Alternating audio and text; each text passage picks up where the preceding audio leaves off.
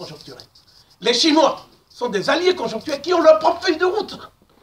Est-ce qu'on saurait leur reprocher? Non. Donc voilà un peu ce qu'il faut considérer. Et ça, nous devons bâtir ce congrès mondial panafricain. Parce qu'il y a un congrès mondial juif qui est très puissant. Le petit Israël, là, ne peut pas avoir une telle puissance s'il n'y a pas derrière des lobbies puissants comme l'AIPAC aux États-Unis, hein, le CRIF en France, ainsi de suite. Hein. Donc ça, c'est une piste. D'ailleurs, Cheikh Anta Diop l'avait dit à Atlanta, en Géorgie. Quand il est parti là-bas, il a dit que c'est de vous que viendra la lumière. Oui, c'est de vous que viendra la lumière. Il avait dit une phrase semblable en Guadeloupe en 1984. Si mes souvenirs sont exacts. Bon, donc, la lumière viendra d'eux, mais eux aussi, nous leur apportons la lumière. Mais à condition de leur préparer des conditions décentes d'accueil. Ces gens doivent avoir un passeport panafricain. Ces gens doivent avoir des terres en Afrique. Ces gens doivent avoir un acte de contrition et de repentance pour ce qu'ils ont souffert. Parce que l'océan Atlantique est un vaste cimetière à ciel ouvert. L'Afrique n'a pas fait un seul acte de contrition et de repentance. L'Afrique officielle. Mais cette carence nourrit le discours selon lequel on les aurait vendus. Parce que comment pouvez-vous imaginer que les vôtres eux-mêmes sont indifférents à votre souffrance?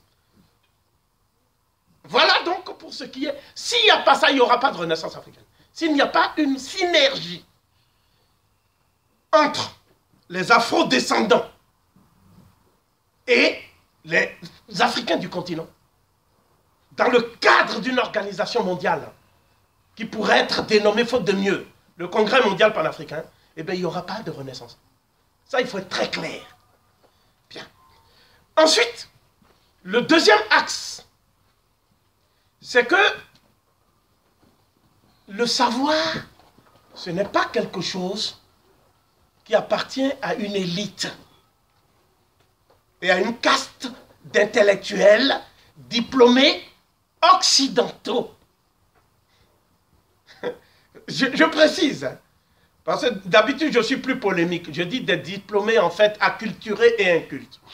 Mais comme aujourd'hui c'est une cérémonie bon, et que le professeur Biogo nous a fait l'honneur, je ne peux pas aussi faire la polémique. Bon, donc, je dis que ces intellectuels disent que leur position institutionnelle fait d'eux les seuls acteurs possibles de l'avenir de l'Afrique. Ils excluent les paysans. C'est pour ça qu'il n'y a jamais de paysans candidats aux élections présidentielles.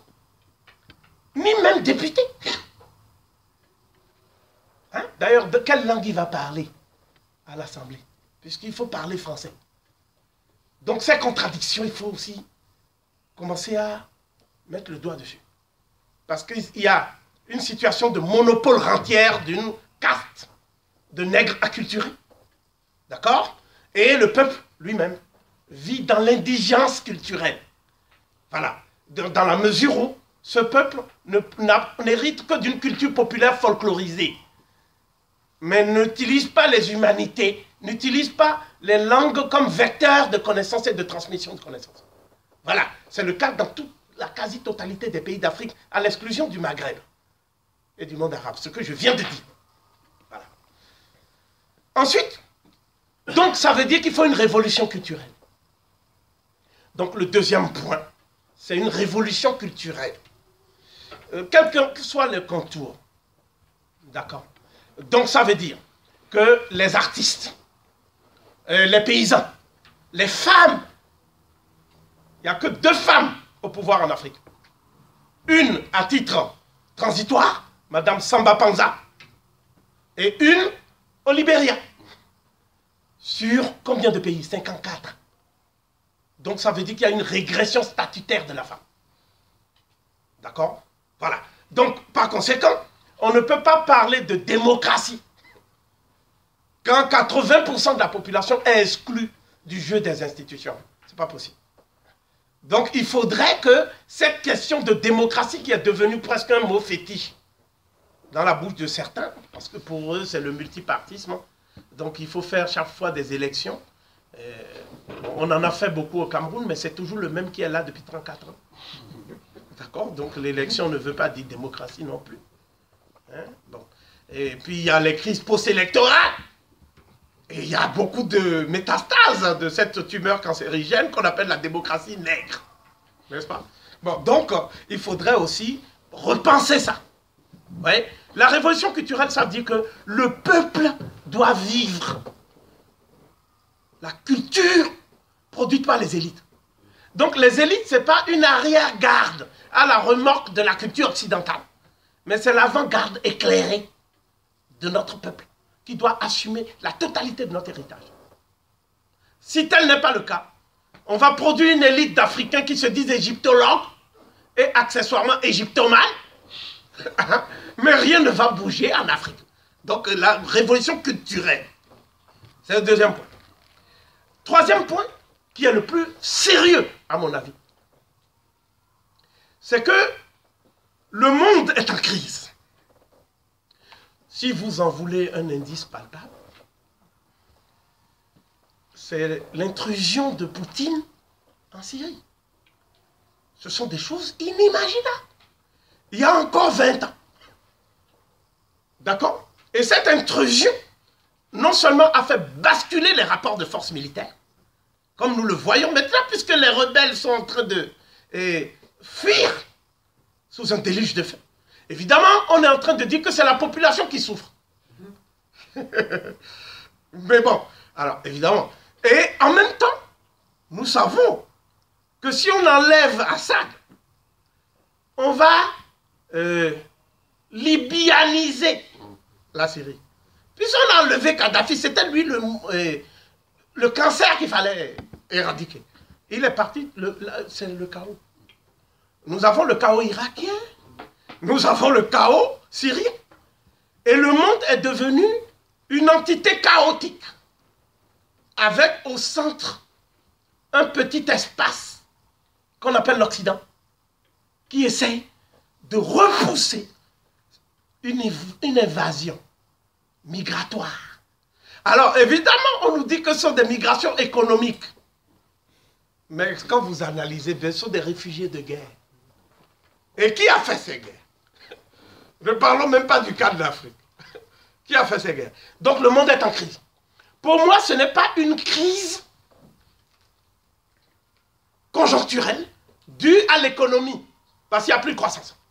C'est la théorie habituelle. C'est une crise structurelle et une crise de civilisation qui va durer. Dans ces conditions, nous avons deux scénarios. Soit l'Afrique devient le champ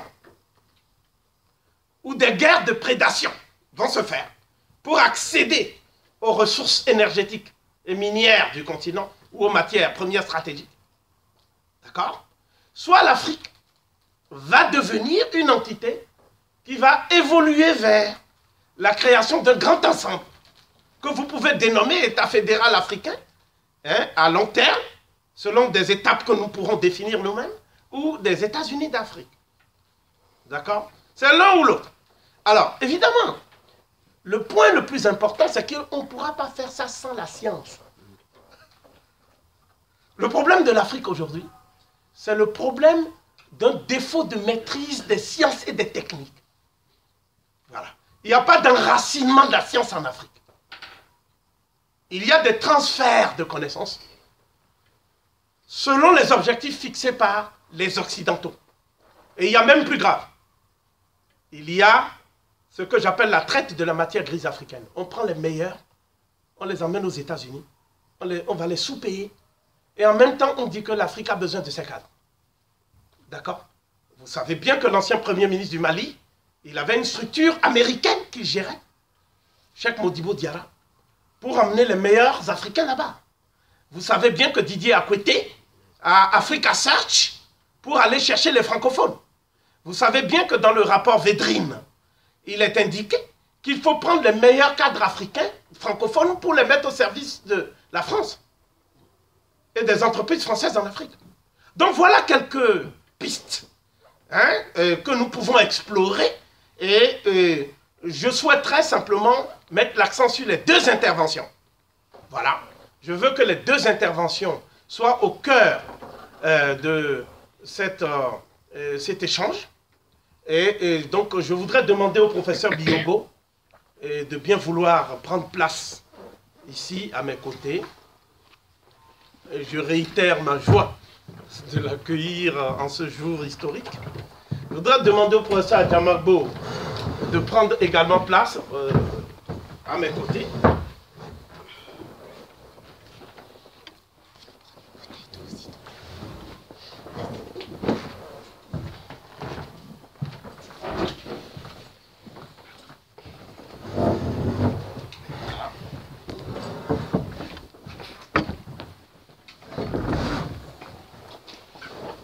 Nous avons le frère Tchouncham qui s'excuse parce qu'il a eu donc des contraintes qui l'empêchent d'être à nos côtés aujourd'hui dans le cadre de nos travaux. Et je voudrais juste, avant de donner la parole à nos intervenants, nous allons faire un montage de cette rencontre vidéo dans lequel nous allons insérer la partie de la projection, puisque nous avons commencé en retard, hein, pour des raisons indépendantes de votre volonté, je le conçois. Et donc, je voudrais quand même exprimer en quelques minutes le document par lequel nous accueillons le professeur Biyogo pour la première fois. Ça ne va pas durer longtemps, c'est juste un texte qu'il est important de vous faire connaître. Voilà.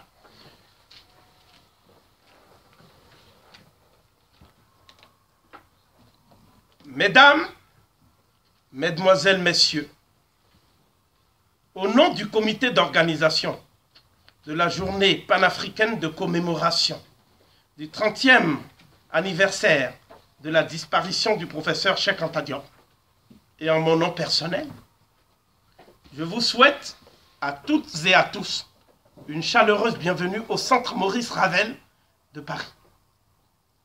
Comme vous le savez, il y a 30 ans, jour pour jour, le vendredi 7 février 1986, disparaissait à Dakar, au Sénégal, un des plus grands savants et humanistes africains, qui appartenait à la lignée prestigieuse de ces étoiles circumpolaires impérissables qui ne surgissent qu'une fois tous les millénaires dans le cycle de l'évolution historique avant de se hisser et de se fixer par leur labeur et leur génie au firmament de la science universelle.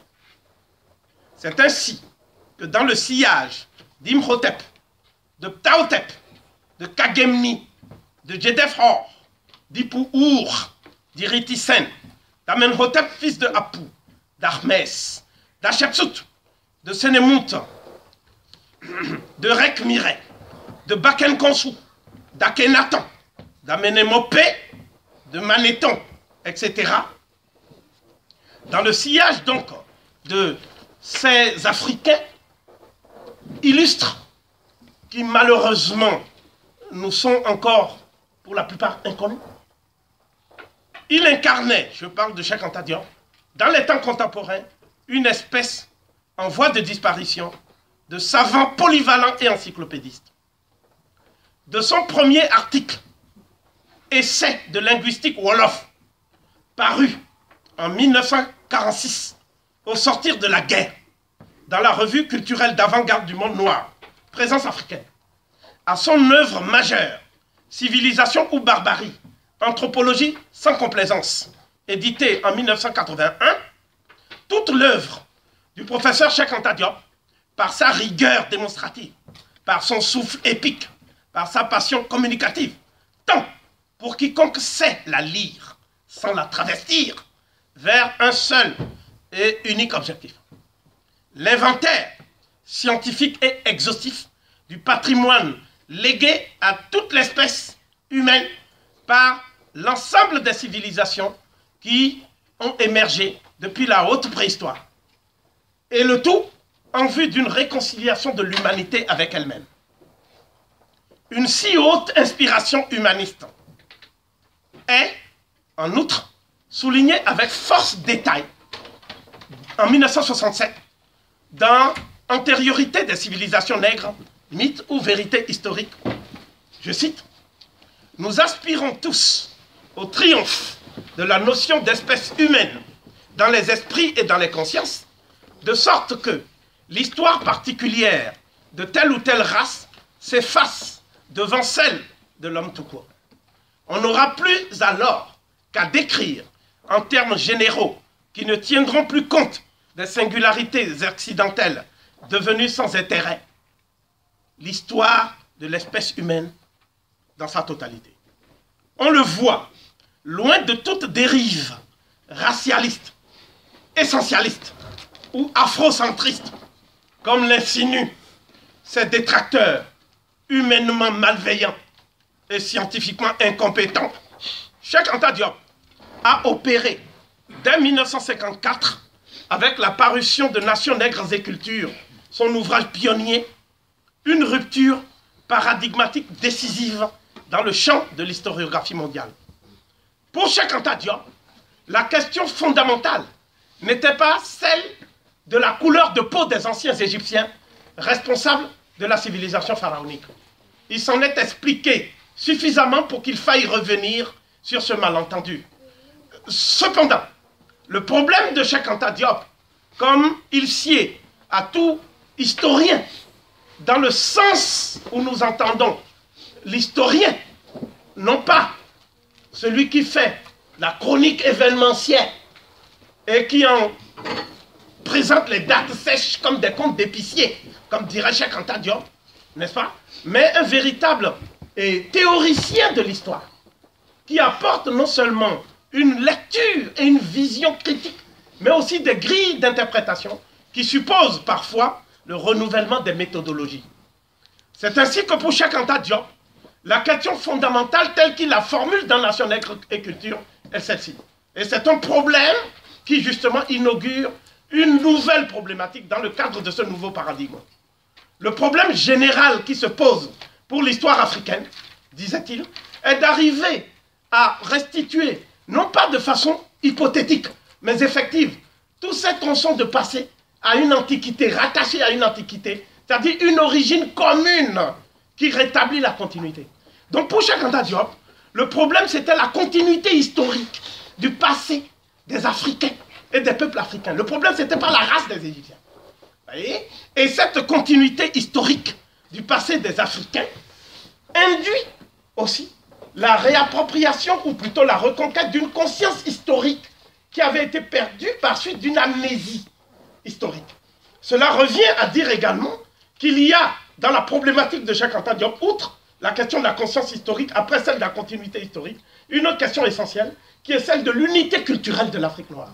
C'est-à-dire que tous ces faciès régionaux que les africanistes s'ingénient à présenter, comme la civilisation Dogon, la civilisation Yoruba, ce qu'on appelle des monographies tribales et sous-tribales à l'infini, devraient maintenant s'inscrire dans une macrostructure culturelle où on va envisager l'évolution des peuples et les migrations depuis les sources du Nil. Cheikh Anta Diop débouche donc sur une problématique nouvelle pour l'historiographie mondiale, qui est celle-ci, l'origine africaine de l'humanité et de la civilisation. Le problème de Cheikh Anta Diop, ce n'était pas l'Égypte. Le problème de Cheikh Anta Diop, c'est la genèse de l'humanité, n'est-ce pas? Depuis ces balbutiements préhistoriques, c'est-à-dire depuis la haute préhistoire. Dans cette perspective, Cheikh Anta Diop pose comme une évidence conforme à l'archéologie préhistorique, à la génétique des populations et à la paléontologie humaine, qui sont donc des sciences auxiliaires de la préhistoire. Il pose comme une évidence, n'est-ce pas, le fait que c'est en Afrique que l'homme a émergé à tous les stades de l'évolution de l'homme, depuis les hominidés jusqu'à l'homo sapiens sapiens lui-même. L'homo sapiens sapiens émerge en Afrique à partir de 200 000 ans. Entre 200 000 ans et 80 000 ans, tout le processus de sédimentation du génie humain se déroule exclusivement sur le continent africain, à l'exclusion des autres régions de la Terre. Il en résulte donc que, si c'est le cas, entre 200 000 ans et 80 000 ans, au moment où l'homme sort d'Afrique pour aller en Asie, pour donner l'homme de Kavzé et donner les fossiles de la Chine, etc., l'homme de Choukoutien et les autres hommes, n'est-ce pas? Eh bien, c'est un Africain qui, dans l'Odyssée de l'espace, apporte des industries et une culture qui était déjà attestée en Afrique pendant des millénaires. Donc, nous ne pouvons pas étudier l'histoire de l'Asie sans étudier les fondements préhistoriques de la civilisation asiatique. S'il en est ainsi, au-delà de 80 000 ans, il y a un hiatus, si on évacue l'Afrique. Il en est de même de l'Europe. Cet homme arrive en Europe en 40 000 ans, en l'espèce de noir, n'est-ce pas, qui a créé donc l'industrie aurignacienne. On ne peut pas évacuer cette dimension, sinon on aboutit à un hiatus dans la préhistoire de l'Europe. Il en est de même de l'Amérique. Et l'homme est attesté en Amérique à une période plus récente. Mais quand on voit les têtes colossales de la Venda et autres, on suppose que ces têtes colossales matérialisent la présence nègre avant que des populations passent par le détroit de Bering pour aller se métisser avec cette population nègre de l'Amérique pour donner le type que nous appelons les Amérindiens aujourd'hui, de nos jours. Donc ça veut dire que toute l'histoire de l'humanité, quelle que soit la perspective à partir de laquelle on l'envisage, commence par un scénario africain. C'est ça qu'on appelle out of Africa. Ce n'est pas une question de race. Ce n'est pas une question de race. Parce que ceux qui racialisent le débat sont ceux qui sont techniquement dans l'incapacité de détruire la tête de Cheikh Anta Diop. Donc ils font une technique qu'on appelle la stratégie de la diversion. En disant que Cheikh Anta Diop a parlé de race et que c'est un gobinisme noir. Bon, ceux qui sont incompétents en matière d'égyptologie, mais qui se disent spécialistes de l'Afrique, ceux que nous appelons les africanistes, pour aller vite, eh bien ceux-là, comme ils ne peuvent pas suivre le débat technique, ils disent que Cheikh Anta Diop, en fait, les Égyptiens étaient des gens qui... C'est un accident géographique en Afrique que Hegel a dit, donc il faut suivre Hegel. Mais Hegel n'était pas égyptologue, il n'a jamais lu les textes, il ne connaît pas. D'accord? Alors, il y a d'autres qui nous disent, non, c'était des berbères qui étaient en Égypte. Mais cela ferait sourire plus d'un berbérologue. Il suffit de connaître la langue. Hein, le professeur Vichichel ne peut pas accepter de telles fadaises. Vous voyez? Donc, il y a des gens qui disent ça sur les réseaux sociaux, Lugan, un certain nombre d'individus. Bon, donc, ce que je veux dire, pour qu'on soit très clair là-dessus, le professeur Biogo est là. Nous appartenons. Quand je dis nous, en vie, j'appartiens à ceux qu'ils appellent des afrocentristes. Moi. Hein? Et comme l'a dit Boukio, quand il a attaqué le livre du doyen Bissengue qui est là et que je salue. D'accord. Bon, mais moi je voudrais juste dire une chose. L'afrocentrisme est une idéologie inventée par Mme Lefkowitz. Cheikh Anta Diop n'a jamais parlé d'afrocentrisme. Il n'y a rien dans son œuvre qui en parle. Donc déjà lui attribuer la paternité de l'afrocentrisme est une malhonnête intellectuelle. Deuxième chose, on ne demande pas aux gens de discuter pour savoir si Cheikh Anta Diop a de mauvaises intentions ou des bonnes. On ne leur demande pas une introspection psychologique de Cheikh Anta Diop. Si tant est que cela soit possible. Ce qu'on leur demande, c'est de nous dire si les thèses avancées par Cheikh Anta Diop depuis 3 décennies sont infirmées ou confirmées par la recherche scientifique. Voilà. Si, contre toute attente, on venait à nous montrer que ces thèses sont infirmées, à ce moment-là, il va falloir dire sur la base de quels travaux, et il va falloir dire dans quelle revue ou dans quelle publication ces informations scientifiques nouvelles qui contredisent Cheikh Anta Diop sont consignées. Cela n'a rien à voir avec l'afrocentrisme, qu'on aime l'Afrique ou pas. Ce sont des faits objectifs, vérifiables par n'importe qui, même un simple érudit qui a envie de savoir aujourd'hui ce que pensent les paléontologues de l'humanité, son origine. D'accord? Bon. Donc, vous voyez bien, ça c'est le deuxième axe. Et puis le dernier axe, c'est le professeur Biogo est là. cela fait 30 ans que le professeur Cheikh Anta Diop est décédé. Il a formulé de son vivant 3 recommandations qu'il a confiées à son héritier putatif, le professeur Obenga, n'est-ce pas? Et la première recommandation, c'est la création d'une association internationale des égyptologues du monde noir, des égyptologues et des chercheurs du monde noir. 30 ans après, une telle association n'existe nulle part.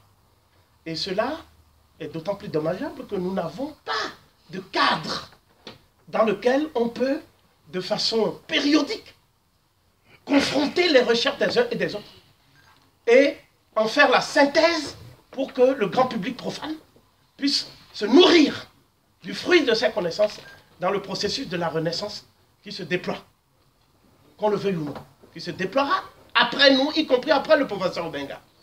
Donc pour moi, c'est une grave carence, c'est-à-dire le fait de ne pas avoir un cadre de travail. Cela explique pourquoi le professeur Bilolo a été censuré par l'Association internationale des égyptologues, qui a refusé sa communication au motif que ces travaux ne sont pas pertinents pour l'égyptologie. Quelle égyptologie? Donc, il n'y a eu aucune réaction collective de notre camp. Personne n'a réagi. Le professeur Bilolo a dû envoyer une lettre tout seul pour essayer de protester contre l'exercice d'un droit, puisqu'il a tous les titres académiques requis pour pouvoir participer à ces joutes égyptologiques. Donc, ça veut dire que nous n'existons pas sur le terrain de la recherche. Il n'y a pas d'équipe de fouilles en Égypte. Quand les gens font des fouilles, on ne sait même pas les rapports de fouilles, ce que ça contient, etc. etc. Donc ça, c'est le problème institutionnel. C'est-à-dire qu'il faut organiser les égyptologues africains dans un cadre qui puisse permettre une confrontation, une émulation saine des idées. C'est le premier point. Ensuite, le professeur Diop a demandé à ce qu'il y ait un centre panafricain d'études égypto-nubiennes sur le continent, pour pouvoir orienter les jeunes chercheurs vers cette discipline qui paraît stratégique pour l'Afrique, l'égyptologie et les sciences nubiennes. Parce que c'est comme si les pays européens ne s'intéressent pas à l'hellénisme, à la Grèce. Tous les pays européens ont des fouilles en Grèce. D'accord? Bien. Et pareil pour Rome, le monde latin. Il y a des fouilles. Il y a une école française à Rome d'archéologie. Il y a une école de philologie, d'épigraphie, etc. Ce n'est pas en vain qu'on consacre des budgets à de telles choses. Il en va de l'avenir culturel de l'Europe. C'est la même chose pour l'Afrique. Et puis la dernière chose, qui est, à mon avis, la plus grave, c'est que, comme vous le savez, quand il y a une école, il n'y a pas de concurrence déloyale entre les chercheurs. Hein? Quand je dis concurrence déloyale, ça veut dire quoi?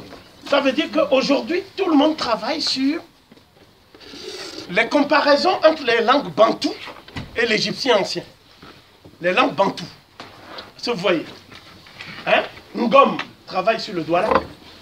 Umdiki travaille sur le Bassa. Obenga travaille sur le Mboshi. Mais c'est le même groupe des langues bantoues. D'accord? Mais il n'y a pas de comparaison linguistique pour les autres groupes. Notamment le groupe Kouchitique, le groupe Tchadique, le groupe du Niger Cordofon ou Niger Congo. Et les autres groupes, parce qu'il n'y a pas que le groupe Bantou ou le sous-groupe Bantou, il y a plusieurs langues. Donc voilà, il devrait y avoir des linguistes pour travailler sur ça. Parce que le colloque du Caire a formulé une recommandation et actuellement, ces recommandations n'opèrent pas dans tous les champs linguistiques dont je vous ai parlé. La recommandation est celle-ci.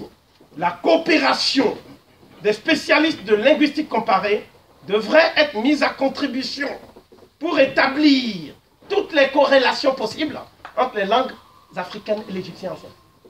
C'est la recommandation qui est issue de la confrontation entre Cheikh Anta Diop, Obenga et le professeur Sonron et les autres spécialistes de la linguistique. Devant l'impossibilité de rattacher génétiquement l'égyptien, ancien égyptien copte, au berbère, au sémitique, on a dit qu'il faut étudier toutes les corrélations possibles entre les langues africaines et l'égyptien ancien. Oh, il n'y a que 2 livres qui sont parus sur cette recommandation à ce jour. Le livre de Benga de 1973, L'Afrique dans l'Antiquité, Égypte pharaonique, Afrique noire, et Parenté génétique qui est une retombée du colloque. Il y a eu ensuite le livre Origine commune de Benga en 1993. Vous voyez, plusieurs décennies après, mais toujours sur le même bantou. Donc il n'existe pas de travaux linguistiques sur la parenté génétique avec les langues couchitiques, avec les langues tchadiques et avec les autres langues. Ça veut dire que nous avons perdu 30 ans. Bien. Et puis, autre chose qui peut-être va nous mettre d'accord tous ici. Vous savez bien qu'il y a plusieurs cercles de conscientisation et plusieurs groupes qui font des études africaines. D'accord? Bon, il y a donc plusieurs cénacles. D'accord? Donc, en France, on dit qu'il y a ceux qui suivent Kovi Gomez, Biogo et d'autres. Hein, parce que, bon, actuellement, il y a des égyptologues qui pullulent partout. Bon. Et alors, le problème, c'est comment fédérer toutes ces énergies dispersées? Comment les canaliser vers les mêmes objectifs académiques? Ce problème se pose avec de plus en plus de rigueur, parce qu'il semblerait que les autres, en guillemets, ceux qui sont en face et qui nous observent, qui ont de grands moyens, arrivent à introduire leur propre prisme dans ce qu'on peut appeler maintenant une stratégie d'entrisme et de dévoiement et de dénaturation. Donc aujourd'hui, nous voyons des groupes qui disent qu'en fait, faire de l'égyptologie, c'est faire une croisade identitaire kamite. D'autres disent que faire de l'égyptologie aujourd'hui, c'est une discipline subversive. Hein, puisque l'égyptologie conduit à la critique des chefs d'État. D'autres disent non, comme le professeur Obenga a défendu Sassou, ça veut dire que l'égyptologie est l'auxiliaire des régimes en place. Donc cette confusion et ce mélange de politique et de la science ne peut cesser que s'il y a une clarification et la parution de travaux scientifiques de haute tenue, même de haute tenue en termes de vulgarisation. Je suis donc honoré d'avoir à mes côtés cet après-midi 2 personnes. Et d'abord le professeur Biogo, Grégoire, que j'ai rencontré il y a 28 ans, dans cette quête quotidienne, commune, de nos propres identités. Et cette rencontre fut brève, mais on s'est retrouvés à plusieurs reprises dans le cadre de nos propres activités scientifiques. Ce fut le cas d'abord au Collège de France, lorsqu'il a fallu donner la réplique au professeur Leclan à la suite d'un exposé de Babacar Sall, qui était coopté à l'époque pour défendre les positions que défend aujourd'hui la revue Archéo-Nil, mais qui a su faire une démarcation stratégique rapide. Je parle de Babacar Sall. Cela ne nous rajeunit pas. Et en 1990, nous nous sommes retrouvés autour de l'ouvrage « La philosophie africaine de la période pharaonique » du professeur Obenga. Et la séance dédicace se déroulait dans l'hôtel même où Cheikh Anta Diop a écrit Nation d'agriculture, d'accord, en présence du professeur Leclan, qui nous a honorés de sa présence. Et je me souviens parfaitement de la présentation par le professeur Biogo du livre du professeur Obenga, en présence du professeur Obenga lui-même. Hein, donc il a été introduit par Doukaya, et Biogo a fait ensuite un éclairage de l'état des lieux de la philosophie africaine à partir de l'ouvrage du professeur Obenga, et devant le clan. Je me souviens en 1996 du colloque international sur l'œuvre de Cheikh Anta Diop et la renaissance africaine au seuil du 3e millénaire. Là, c'était une activité beaucoup plus ample, parce qu'il y avait quand même 242 panélistes avec des égyptologues chevronnés, comme le professeur Hartwig Altenmüller de l'université de Hambourg, considéré comme le numéro 3 dans la hiérarchie des égyptologues occidentaux, après le professeur Assmann et le professeur Hornung. Il y avait également les africanistes qui étaient présents, notamment Fauvel, qui venait d'écrire un livre préfacé par Mbokolo, dans lequel il contestait la capacité même de Cheikh Anta Diop à étudier l'histoire. D'accord? Et je me souviens de quelques termes bien choisis de professeur Mbokolo, qui en fait réalisait une prouesse, parce qu'en fait il préfaçait son étudiant. Et dedans il dit qu'il est préoccupant que les gens ne se soient pas appesantis sur les réticences de traîne qui jalonnent le parcours académique de Cheikh Anta Diop, entre autres amabilité, le professeur Mbokolo. Bien. Et puis, une fois là-bas, M. Mbokolo lui-même était à Dakar. Donc l'objectif, c'était de créer une coalition pour détruire Cheikh Anta Diop chez lui. Chez lui, à Dakar. Bon, donc, il y a eu plusieurs présentations, mais tout s'est focalisé autour d'un anthropologue qui a dit qu'il est préoccupé par le fait que les Africains parlent toujours de la couleur des Égyptiens, alors qu'ils ne sont pas anthropologues. Que seuls les anthropologues peuvent se prononcer. Et que lui va se prononcer pour montrer que les énoncés de Cheikh Anta Diop ne sont pas scientifiques. Il s'appelle Alain Froment. Donc il était à Lordstorm. Il est venu avec l'appui officiel de la France. Les diplomates français étaient dans la salle. Donc sa communication était le moment de la mise à mort à Dakar de Cheikh Anta Diop. Donc il y avait énormément de monde, puisque le bruit a couru partout, que ça va être la fête à Obenga, que le blanc là est venu, ça va cogner difficile, dur. Bon, il y avait aussi les Noirs américains, bon, ils sont un peu durs, violents. Bon, ils nous ont dit même de neutraliser tous ces blancs là. On a dit non, on peut discuter.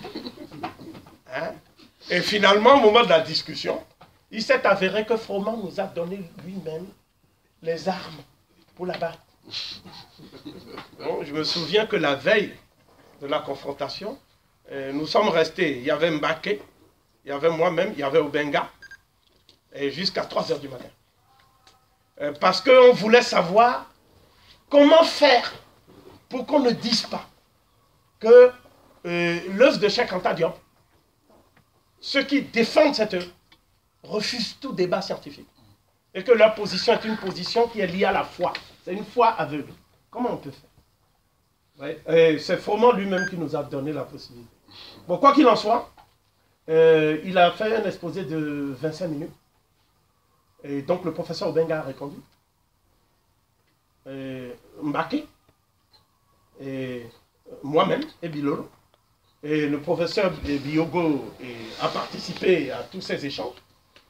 Et bon, nous nous sommes rendus compte qu'en fait, il focalisait tout sur la notion de race. Et il voulait utiliser l'iconographie pour montrer qu'en fait, le peuplement de l'Égypte était un peuplement mixte dès le départ. Bon, mais il y avait 2 difficultés. La première, c'est que pour qu'il y ait un peuplement mixte, il faut qu'il y ait un substrat ethnique homogène, autochtone, et que des éléments halogènes viennent au fil du temps se greffer sur ce substrat pour proposer le mixage humain. Bon, il n'a pas pu montrer quel était le peuplement blanc homogène. Donc il s'est réfugié dans le delta, mais comme la civilisation avait commencé avant même le delta était sous l'eau. Donc il s'est lui-même embourbé dans l'eau. Je parle de la. Et puis bon, et il avait aussi ramené des faux. Bon, ça c'est plus grave. Pensant que les disciples de Diop ne connaissent pas l'iconographie. Or, c'est le sujet que moi j'étudie. Donc il amène des choses qui sont déjà des faux. Bon, donc je n'ai même pas eu d'effort à faire. J'ai simplement dit, monsieur Froment, dans votre échantillonnage iconographique, certaines pièces sont sujettes à caution. Vous n'avez pas précisé les sources et pour cause. Eh bien, moi, je vais faire le travail que vous n'avez pas fait. Voici les choses. Donc là, c'est très grave. Et puis, la dernière chose, les nègres qu'ils avaient préparés pour les défendre. Parce que dans un premier temps, Froment devait mettre une brèche. Ensuite, un groupe de nègres était prêt à venir pour dire oui, ça fait des années qu'on dit que ces histoires-là. Bon, parmi eux, il y a Amadi Ali Dieng, un marxiste en mal de réajustement idéologique, qui raconte des histoires, alors qu'il faut faire de l'histoire. Il y avait aussi les éléments sur place sénégalais, un certain Mamadou Diouf, et tout ça, qui disent que voilà, Cheikh Anta Diop raconte des histoires, des Sénégalais qui étaient opposés à Cheikh Anta Diop. Il y avait le professeur Mbokolo qui devait à la fin porter le coup de grâce. Bon, il n'y a pas eu de coup de grâce, il y a eu état de grâce pour Diop, pas du bon côté. Et puis ils n'ont jamais diffusé ce colloque. Ils n'en ont jamais parlé. Comme ils n'ont jamais parlé du colloque du Caire français, ils n'ont jamais parlé des résultats de toutes les confrontations scientifiques qui ont eu lieu. Donc, le professeur Biyogo est philosophe. Quand on dit philosophe, beaucoup de gens pensent que c'est de la littérature.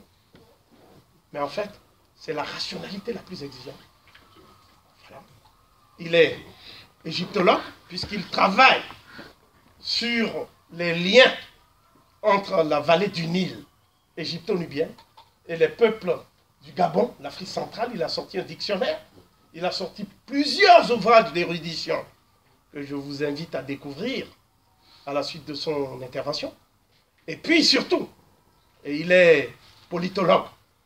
C'est-à-dire que c'est quelqu'un qui réfléchit de façon rationnelle sur le fonctionnement ou le dysfonctionnement des institutions et les crises qui découlent de ces dysfonctionnements. N'est-ce pas? C'est une tâche ardue parce que les observateurs de la scène politique africaine sont plutôt des commentateurs et des journalistes. D'accord? Mais les gens qui font de l'analyse politique, il y en a. Les analyses politiques sont rares. Et il fait cette connexion à partir de la géostratégie.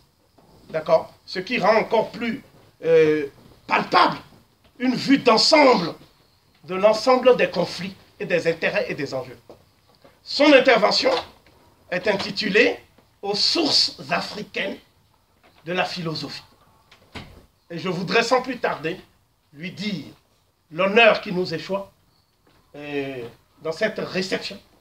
Et nous avons songé à quelque chose de particulier que nous avions fait pour l'historien Dieudonné Nyamakou, lorsqu'il avait fait également une intervention très remarquée et remarquable, à savoir, nous allons lui donner une distinction, la plus haute de l'Université panafricaine des savoirs, que nous nous honorons de coordonner.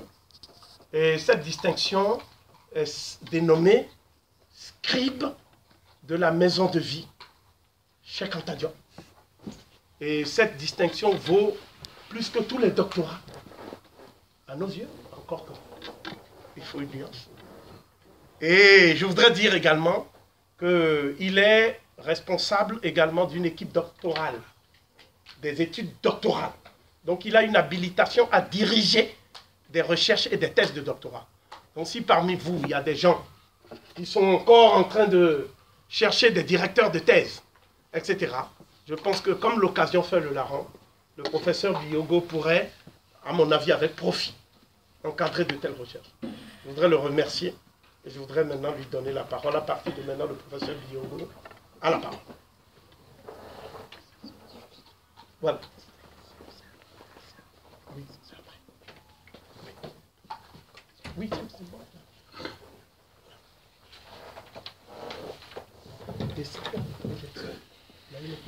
Bon, très bien.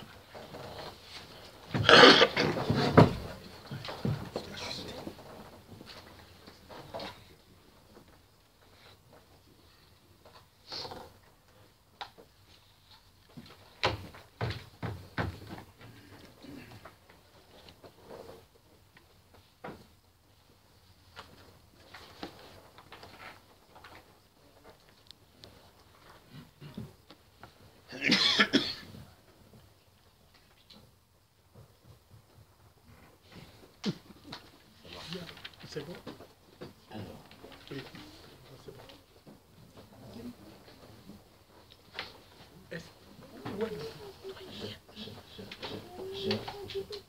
Il faut augmenter le volume.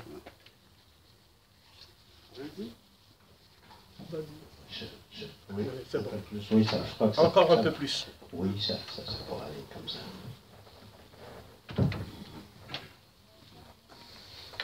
Je voudrais remercier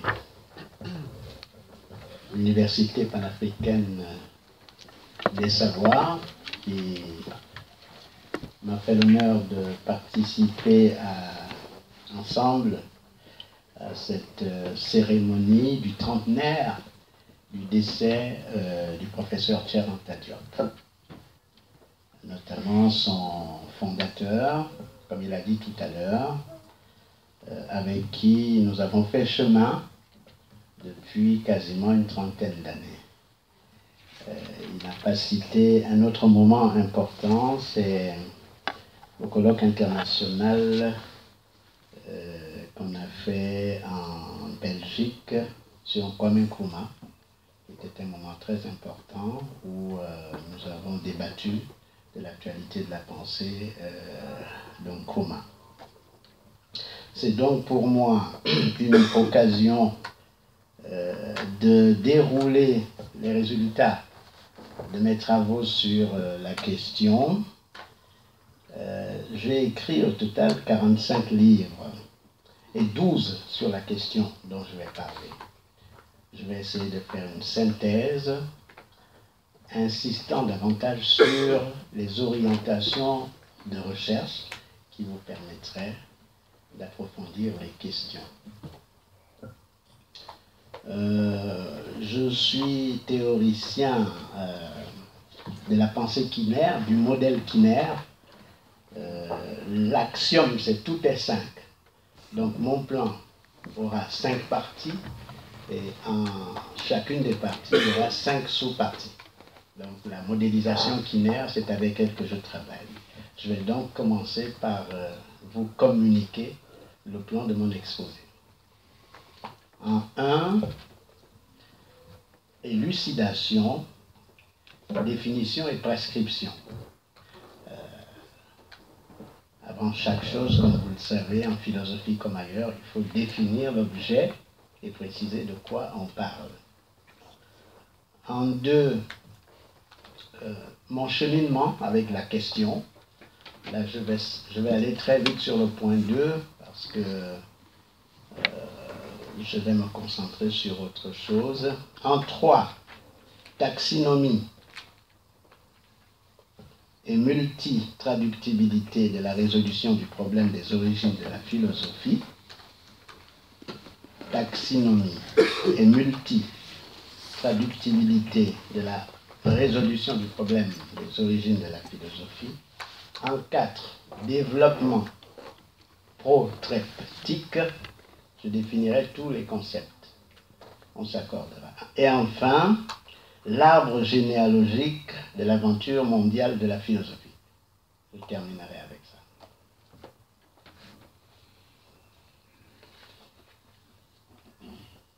Comme on s'est accordé sur la méthode, on sait maintenant que en chacun des axes, je vais développer 5 sous-points. Dans le prologue, avant donc le point 1, je voulais indiquer le lien qu'il y a entre cette conférence et la célébration du trentenaire de la figure de Cher Anta Diop, le trentenaire donc de son décès. Quelle est la relation entre cette leçon, cette intervention et le professeur Cher Anta Diop pour entrer au cœur de la continuité, du continuum entre ce qu'il a dit. Alors tout à l'heure, Gomez a rappelé les recommandations du professeur Cher Anta Diop. Elles sont toutes importantes. J'ai noté attentivement, je crois d'ailleurs que ça devrait faire partie des recommandations de cette rencontre. Elles sont tellement importantes. Aussi bien les 3 premières qu'il a indiquées que celles du professeur Cher Anta Diop. Je présume qu'il y ait 2-3 personnes pour prendre des notes, puisqu'on aura vraiment besoin d'un rapport exhaustif de cette rencontre. Dans philosophie, sciences et religion, l'opuscule du professeur Charanta Diop, c'est l'opuscule d'épistémologie qu'il a écrite de son vivant. On peut trouver ça en plusieurs versions. Il fait une recommandation, il dit d'écrire l'histoire de la philosophie en la faisant remonter jusqu'à l'Égypte pharaonique, jusqu'à l'Afrique. Donc cette recommandation, je l'ai prise comme un moment essentiel. C'est ainsi que lorsque j'avais fini mon habilitation, j'ai vu qu'il n'y avait pas d'histoire de la philosophie africaine. Il y avait des textes épars, mais nous n'avions pas la possibilité de dérouler le récit de cette histoire. Comme vous le savez, s'il y a une discipline, si elle n'a pas encore déroulé son histoire, elle n'est pas encore arrivée à sa maturité. L'opération du déroulement de l'histoire des disciplines est une opération de maturité de la discipline. De ce point de vue, la philosophie a pris énormément d'avance sur toutes les autres disciplines, puisque en Afrique, j'ai donc déroulé en 4 livres l'histoire de la philosophie africaine. À la recommandation, entre autres, du professeur Charanta Diop.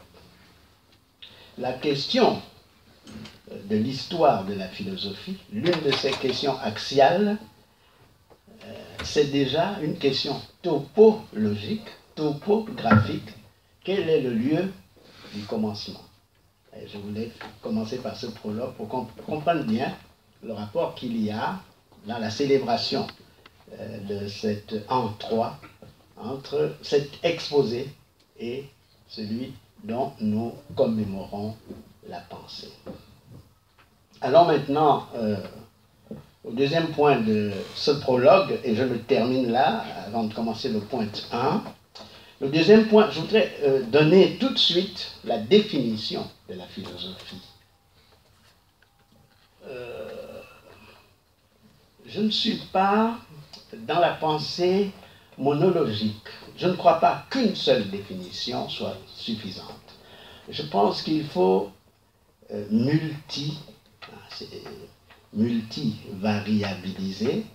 Il faut ouvrir les définitions en les pluralisant. Je suis donc critique de la conception monocentriste, monologique, au profit d'une conception variabiliste. Mais je vais faire l'effort pour la définition de la philosophie de donner un noyau qui me semble constituer l'accord des pairs. La philosophie est définie comme la science des sciences. Définie comme cela qui constitue la condition de toutes les autres sciences. Ça, c'est la première définition qu'on lui donnait. Ce qui fait que chez nous-mêmes, à Taméry, on voyait comment les penseurs se posaient comme totalité des savoirs. D'ailleurs, un lien direct avec l'université dans laquelle j'officie maintenant. L'idée qu'il y a au sein de ce discours la visée de la totalisation des savoirs. Science donc des principes, parce que la définition, on la retrouve dans les grandes figures de la philosophie, même en Occident, Aristote, Platon, jusqu'à Hegel, tous ces philosophes ont fait comme ça. Nous sommes sévères envers eux, vous le verrez tout à l'heure, mais il y a ce qu'on appelle l'unité de la méthode. Et là, nous sommes au niveau de la définition, nous devons donner la chose en soi. Voici la définition. Science des principes premiers. Alors, des principes premiers. Pas tous les principes en tant que tels, mais la science des principes premiers, mais aussi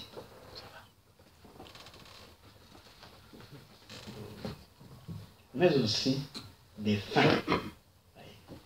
Donc, science des principes premiers et des causes, on peut mettre ultime, on peut mettre première, on peut mettre aussi suprême. Donc la définition qui constitue le concordum, c'est celle-ci, la philosophie comme science des principes premiers, autant que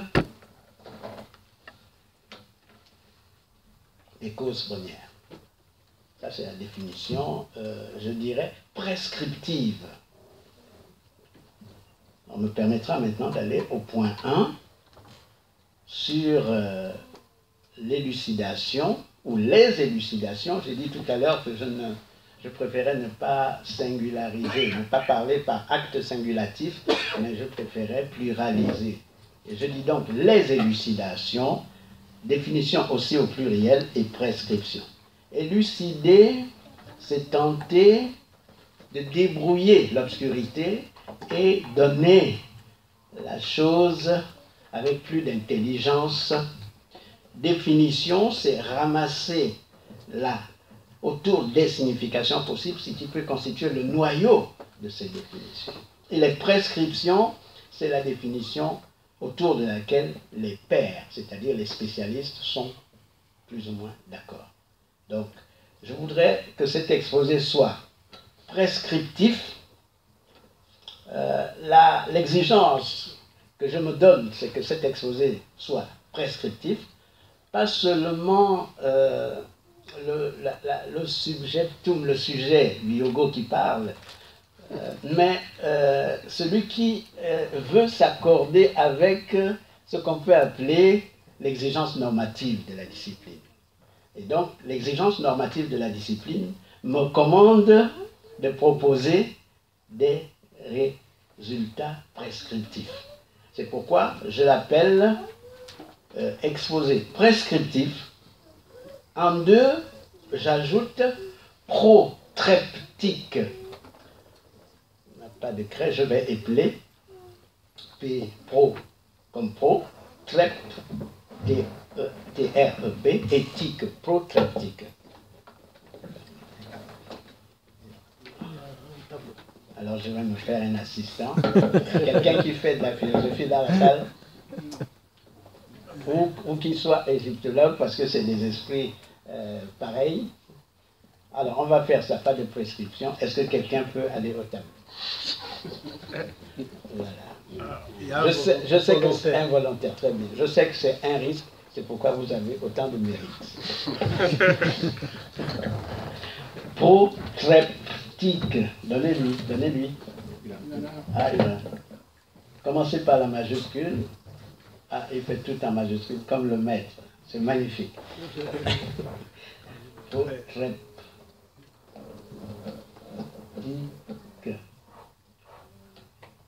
Il y a plusieurs acceptions qu'on donne. Oui, pour que vous ne ratez pas l'exposé, vous partez. Quand j'aurai besoin de vous, je vous solliciterai à nouveau. Merci beaucoup. Alors, protreptique, on va dire que chaque philosophe lui a donné une signification, mais je vais donner la signification prescriptive, celle sur laquelle les pairs s'accordent. Est protreptique, un exposé est protreptique. Je pense aussi que cette rencontre sera protreptique. C'est lorsque elle impute une mutation et une conversion de paradigme. Ma visée est donc qu'après cet exposé, l'on n'est plus à penser comme avant l'exposé. Est protreptique l'opération par laquelle une pensée dominante va cesser d'être dominante parce qu'il y aura le moment, si vous voulez que je parle avec Thomas Kuhn, on va dire avec Thomas Kuhn que la science normale va être dépassée dans le geste protreptique et on va introduire la science évolutionnaire. Donc avec les catégories de Thomas Kuhn dans la structure de l'évolution scientifique que vous trouvez chez Flammarion. Bien. C'est donc ma projection pour cet exposé, qu'il soit prescriptif et protreptique. Commençons